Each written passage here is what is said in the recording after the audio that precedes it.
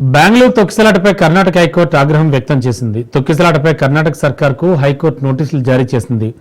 ఏర్పాట్లలో లోపాలపై ప్రభుత్వాన్ని ప్రశ్నించిన court stadium దగ్గర అంబులెన్సులు ఎందుకు లేవని ప్రశ్నించింది. విచారణ సందర్భంగా ఘటనపై ప్రభుత్వానికి సంబంధించిన వివరాలను కోర్టుకు అడ్వకేట్ జనరల్ వివరించారు. భద్రతా పరంగా అన్ని పటిష్టమైన చర్యలు చేపట్టామని చెప్పారు. కానీ ఊహించిన విధంగా ఘటన జరిగిందని ఏజీ కోర్టుకు వెల్లడించారు.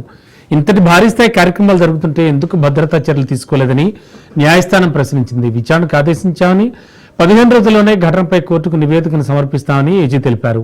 ఈ నెల 10 లోపు వివరణ ఇవ్వాలని హైకోర్టు నోటీసులు జారీ చేసింది.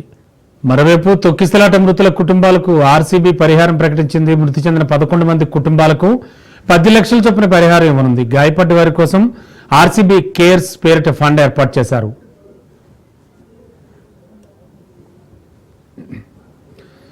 ఇదే అంశానికి సంబంధించి లేటెస్ట్ ఇన్ఫర్మేషన్ మా కరెస్పాండెంట్ పవన్ సిద్ధంగా ఉన్నారు. పవన్, యాక్చువల్ గా జరిగింది ఏమిటి? హైకోర్టు ఏం చెప్పింది?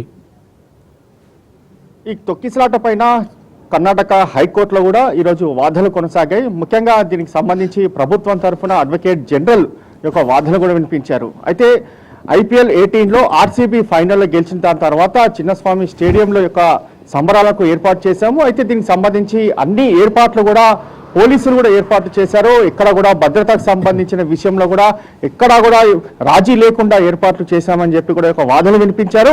అయితే ఈ యొక్క ఘటన మాత్రం ఊహించని దానిగా దీనికి సంబంధించి ఒక వాదనలు కూడా వినిపించారు. ఎందుకంటే తాము అనుకున్న దానికంటే ఎక్కువ మంది ఒక్కసారి రావడంతో పూర్తిగా యొక్క పోలీసులు దీని యొక్క క్రౌడ్ ని కూడా అదుపులోకి చేయలేకపోయారనేది మాత్రం ప్రధానంగా దీనికి సంబంధించి ఒక వాదనలో వినిపించారు.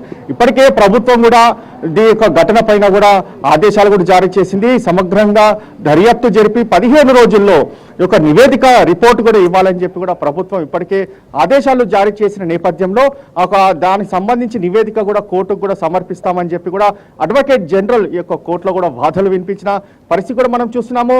మరోవైపు చూస్తే ప్రభుత్వం దీనిపైన దీనికి సంబంధించి అసలు ఎవరు అనుమతి కోరారో, దీనికి సంబంధించి ఎలాంటి అంశాలపైన దీనికి సంబంధించి పోలీసులు ఒక అనుమతి ఇచ్చారు అనే దానిపైన కూడా హైకోర్టులో దీనికి సంబంధించి వాదనలు కొనసాగిన నేపథ్యంలో ఈ యొక్క పూర్తిగా నివేదిక వచ్చిన దాని తర్వాత అన్ని వివరాలు చెప్తామని చెప్పి కూడా అడ్వకేట్ జనరల్ దీనికి సంబంధించి కూడా వివరాలు చెప్పారు. అయితే మరోవైపు చూసి కేసును కర్ణాటక హైకోర్టు యొక్క 10వ తారీఖున వాయిదా వేస్తూ మధ్యంతరాల ఉత్తర్వులు జారీ చేశారు. కాబట్టి దీనికి సంబంధించి పూర్తిగా 15 రోజుల నివేదిక సమర్పిస్తామన్నారు.